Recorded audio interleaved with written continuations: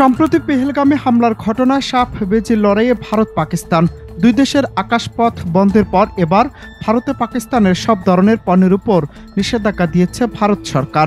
এতে করে অনেকেই হিসেব মিলিয়েছেন, তাহলে কি শেষমেশ যুদ্ধেই জড়াবে ক্ষমতাধর এই দুই দেশ? তারা কি যুদ্ধের দ্বারপ্রান্তে?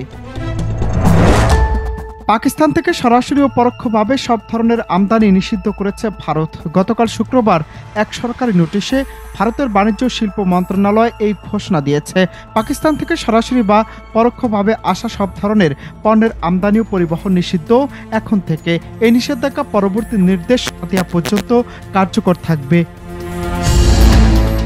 যদিও আগে থেকে ভারতে পণ্য রপ্তানি করত না পাকিস্তান, তবে পাকিস্তান থেকে সরাসরি খুব বেশি পণ্য ভারতে না আসলেও দুবাই হয়ে কিছু পণ্য ভারতে আসতো। বিশেষত পোশাক, মশলা ও ছোট যন্ত্রাংশের মতো কিছু পণ্য ভারতীয় বাজারে প্রবেশ করত, তাও খুব বেশি নয়, অল্প পরিমাণের। বাণিজ্য মহলের কারো কারো মতে ঘুরপথেও যাতে কোনো পাকিস্তানি পণ্য ভারতে প্রবেশ না করে তা নিশ্চিত করতেই এই নিষেধাজ্ঞা আরোপ করেছে নরেন্দ্র মোদী সরকার। গেল 22 এপ্রিল ভারত নিয়ন্ত্রিত কাশ্মীরের পেহেলগামে সশস্ত্র গোষ্ঠী হামলা চালায়। এতে 26 জন নিহত হন, যাদের প্রায় সবাই পর্যটক। ভারতে হামলার সঙ্গে পাকিস্তানের সংশ্লিষ্টতা রয়েছে বলে অভিযোগ তুলেছে, তবে পাকিস্তান এই অভিযোগ নাকচ করে দিয়েছে।